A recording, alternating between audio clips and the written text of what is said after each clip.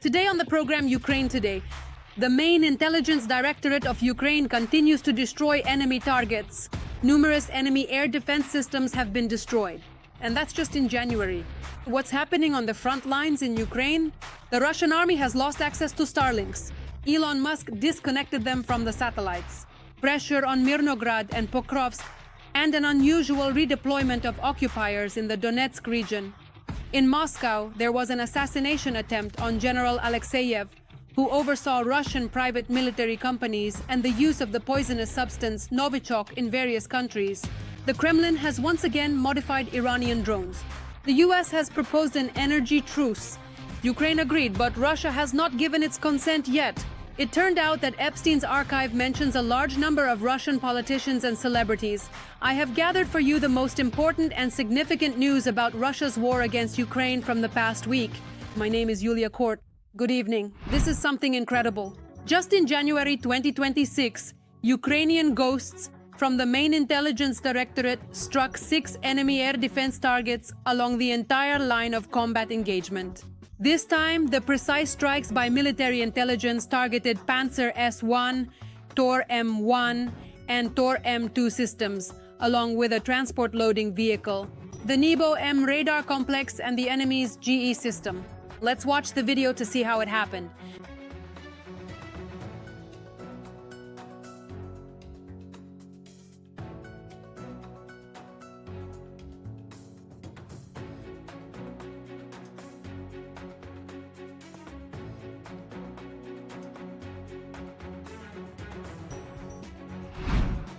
The Russian army has lost its eyes and ears. Elon Musk has disconnected the occupiers from Starlink satellites. We will tell you what kind of disaster this is turning into for Putin's army at the front. They're complaining. Communication has disappeared in all units of the Russian armed forces. Right now, everything has reverted to the state at the beginning of the special military operation in 2022, when there was a complete lack of coordination between units, which led to the well-known result. They're even writing poems. The connection is gone. There is no communication. What is the cause of our troubles? Elon Musk is to blame for it. Elon, what's wrong with you?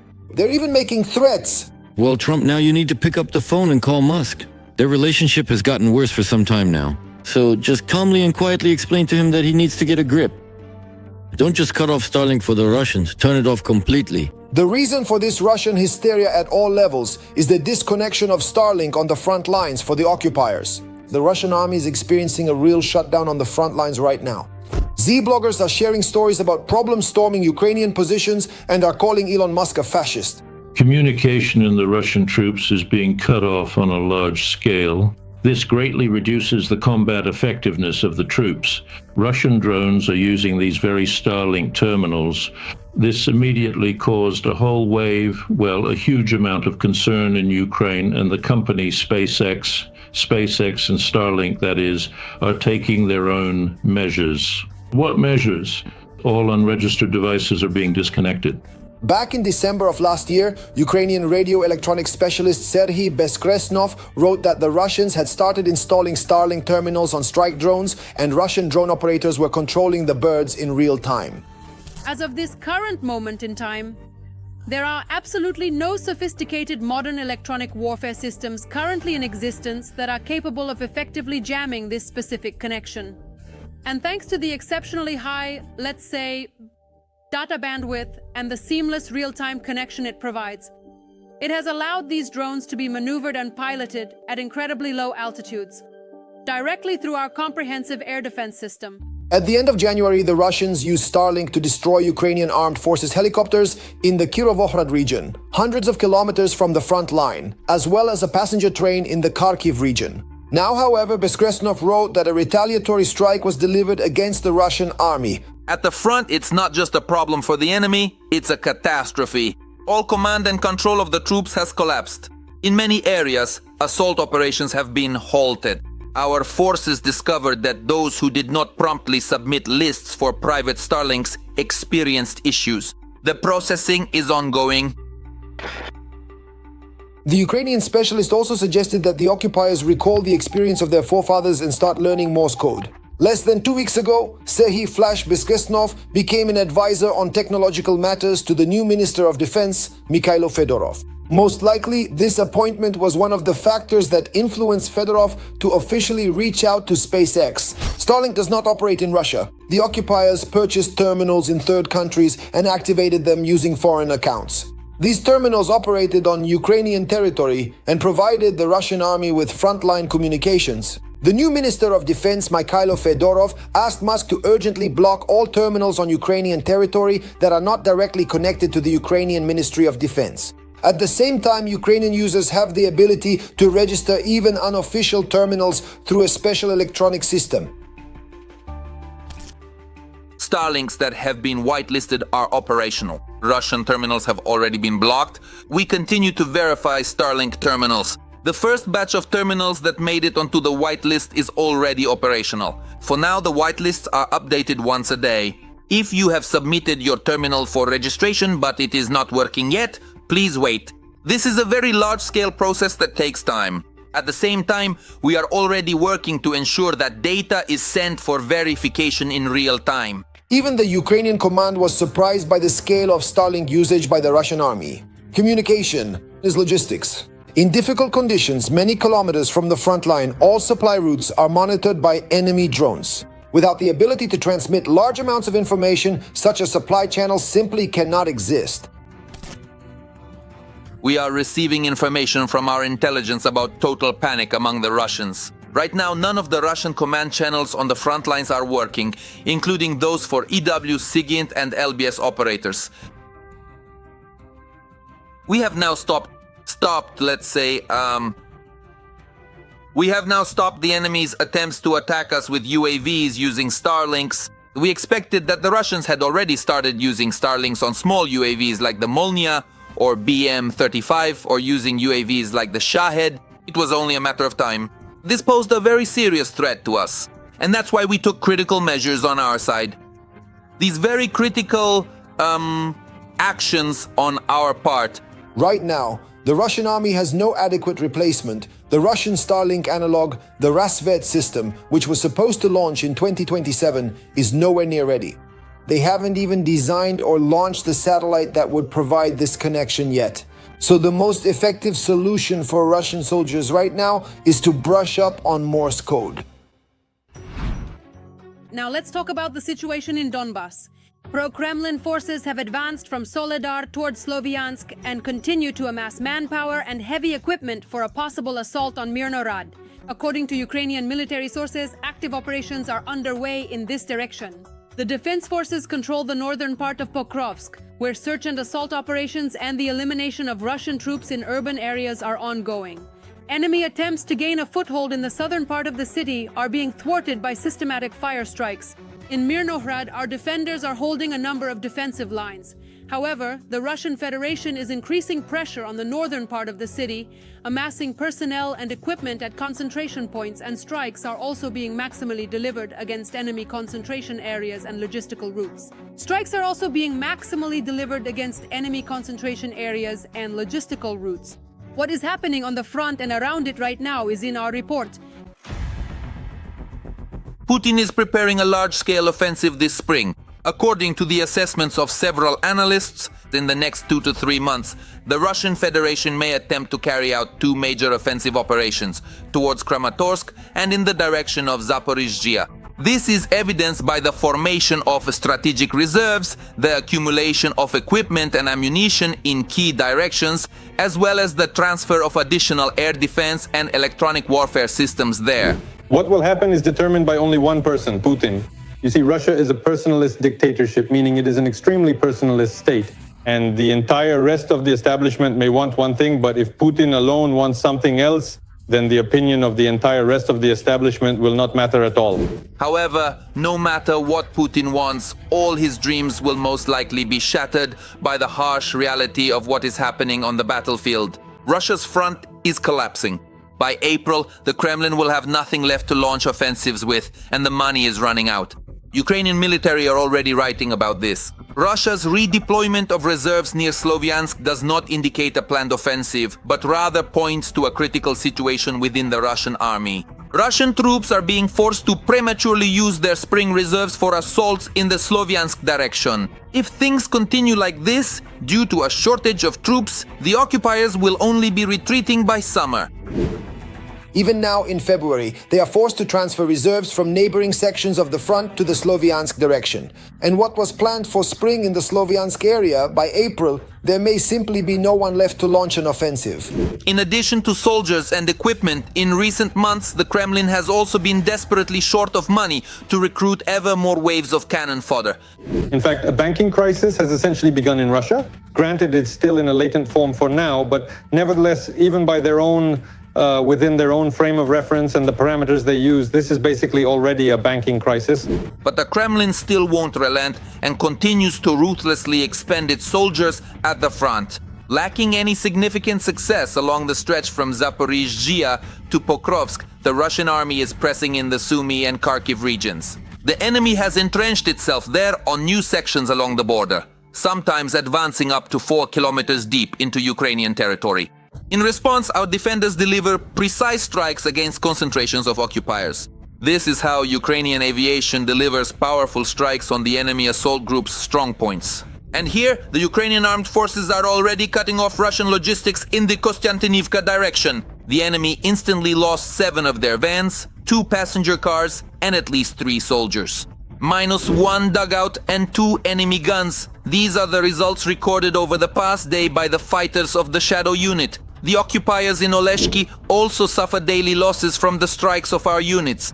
And what do you think of the work done by the special forces of the Revenge Tactical Group from the International Legion of the Gur? The scouts are utterly destroying Russian infantry and their shelters, as well as striking enemy guns and MLRS in the area of Stepnohirsk-Zaporizhzhia region. And here is a rare target for the Ukrainian armed forces, taken out by the fighters of the 14th Mechanized Brigade of the AFU. As Ukrainian aerial reconnaissance established, the robotic complex was transporting mortars and ammunition to the enemy and paid the price for it. Such precision and coordination in the work of the Ukrainian armed forces terrifies Kremlin generals. They literally have no idea what to do next. Their army is breaking its own mortality records for the second time now. In January 2026, Russia once again lost more soldiers than it was able to mobilize.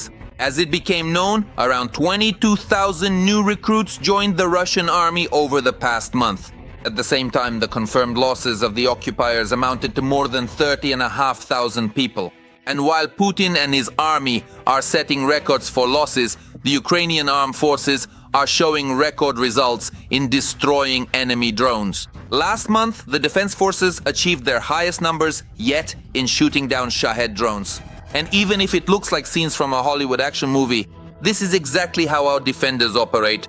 A Ukrainian armed forces helicopter armed with an M134 minigun is doing its job.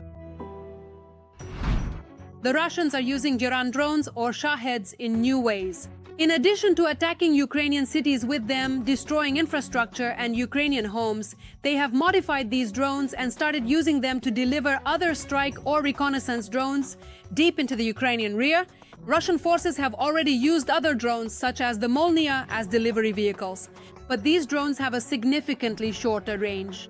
Despite this, the armed forces of Ukraine are unlikely to use air defense systems to destroy these small drones in the rear, because the missiles are extremely valuable, there are few of them, and each one is worth its weight in gold and can save lives. Russian gasoline is now more expensive than American, and in the spring the country's gas stations are expected to see another surge in fuel prices. Thus, Russians are paying for Russia's war against Ukraine and will continue to pay more and more. Gasoline in Russia is now a luxury, not just fuel for getting around. Putin has played himself into a situation where petroleum products in Russia are already more expensive than in the US. In 2026, Russians have to pay more per liter of diesel or 95 octane than Americans do. Well, as for drivers, what can I say? Take every opportunity to fill up your tank completely, because next time you'll be paying a different price. As it stands, a liter of fuel in the United States is already almost 5 Russian rubles cheaper than in the aggressor country. And this gap is relentlessly growing. And that's all because, following global oil prices, fuel prices in the US and other countries are going down, while in Russia, the situation is completely the opposite. Gasoline just keeps steadily getting more expensive. Moreover, the fuel price in Russia is even outpacing the rate of inflation. Russian oil pricing is very unique. Oil prices go down, gasoline goes up, oil prices go up, gasoline goes up as well. Kremlin greed is to blame for all of this. The Russian government continues to base its calculations on unrealistic figures. Due to sanctions and as a result the drop in export revenues, Russian oil companies are left without windfall profits. The Russian oil price will hover around $40. This means that instead of being a breadwinner, everything is actually turning out the opposite and a big hole is forming. In other words, there is a shortfall in oil tax revenues for the budget, and the list of breadwinners has shrunk dramatically. Meanwhile, the number of freeloaders at the Kremlin just keeps growing. Russian oil traders are covering their losses with Putin's permission at the expense of Russian taxpayers. Last year, oil companies received 900 billion rubles from the budget. That's almost $1 trillion. This money was given from the Russian budget to oil companies so they wouldn't raise gasoline prices, but they raised them anyway. And it's only going to get worse. Analysts unanimously say that the economic forecasts for Russia in the coming years are grim. The average annual price of Brent oil in 2026 will only continue to fall. In retaliation, Russian oil traders will keep driving up prices at gas stations, creating an artificial shortage. In other words, oil companies will try to make up on the domestic market what they didn't get on the foreign one, explaining it with all sorts of difficulties like Ukrainian strikes on refineries. We can see their cunning like a gentle child that nurses from two mothers at once, right? They got $1 trillion from the budget through the damper, didn't they? And they raised prices by 11%. According to Rostat, gasoline went up in 2025. So I think, of course, they won't miss their chance. That's why we should expect another spike in gasoline prices, which they'll explain away with seasonal factors. But prices do go up seasonally, and then they drop when the season ends. So in the end, it all comes down to everyone reaching into Russians' pockets. Into their wallets. It would seem simple. If Putin and his oil oligarch friends have nowhere to sell their oil on the world markets, it's the perfect time to focus on the domestic market. But that's not how it works. Of course, the oil could be refined and used domestically so that citizens would have more gasoline and gas prices would go down. But that's not as profitable from a business perspective. As strange as it may sound, the more expensive and less accessible gasoline is in Russia, the better it is for the Kremlin. The government is doing everything it can to drive prices up faster, while at the same time pretending to fight against rising prices. Here's the situation. If things keep going this way, economists are certain that within a year or two, most Russians will switch from cars back to horse-drawn carts. So after all the talk, they're now bringing back a model similar to that of North Korea. North Korea was copied from the Soviet Union. So now the Russian Federation will be copying North Korea, and that's considered normal. Why are you surprised? There was an assassination attempt in Moscow on General Alekseev, who oversaw private military companies and the use of Novichok abroad. And all this is happening against the backdrop of negotiations in Abu Dhabi. My colleagues will tell you more in detail. The second day of peace talks in Abu Dhabi between Ukraine, the US, and Russia ended with an agreement to exchange 314 prisoners of war. Everything's fine, Mom. I don't have much time right now. I'm home. Everything's okay. I'm alive and well. According to optimistic forecasts from the American side, the war should be over any day now. After all, as Trump constantly insists, Putin really wants peace.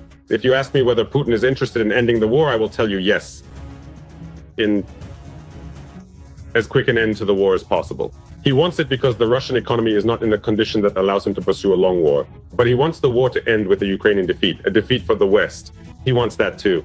And that's where things still don't align. The agreement on territories is still being discussed. Work on security guarantees is almost complete. The prosperity agreement is nearing completion.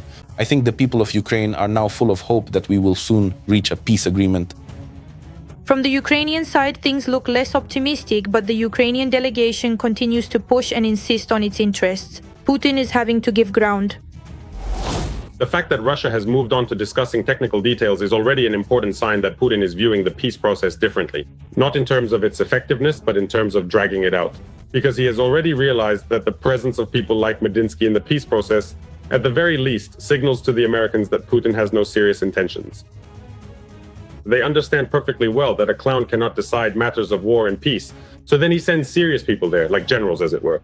Perhaps that's why the head of the Russian GRU avoids talking about what is actually being discussed in the negotiations.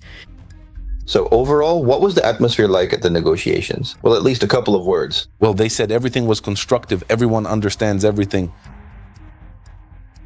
Everyone understands everything in what sense? Well, in the most literal sense. Everything is very complicated. Just look at how turbulent the world is. And at the same time, in broad daylight in the middle of the Russian capital, there is an assassination attempt on his deputy, Lieutenant General Vladimir Alekseev.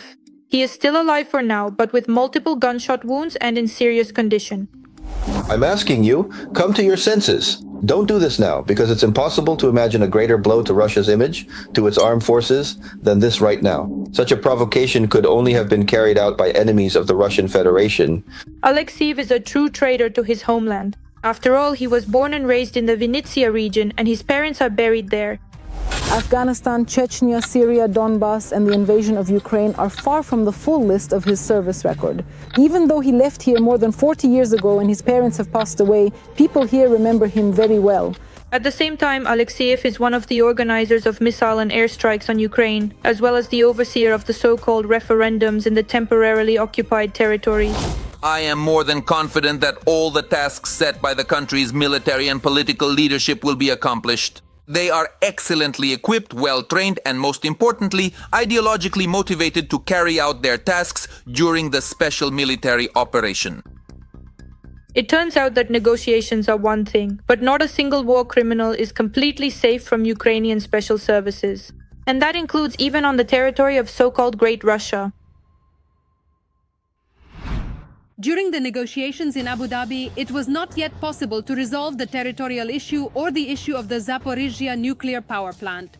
President Volodymyr Zelensky stated that US representatives in Abu Dhabi once again proposed an energy truce. And while Ukraine agreed to the American proposal, Russia has not yet given its consent.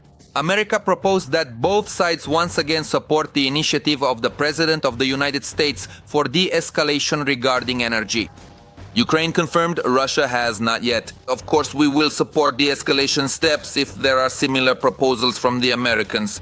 In addition, the Americans proposed to end Russia's war against Ukraine before the start of summer, because later they will have another priority, the congressional elections. Russia continued its strikes on Ukraine, which took place on the night of February 7th. The energy sector was once again the main target. Ukrainians were left without light, electricity, and water right in the freezing cold.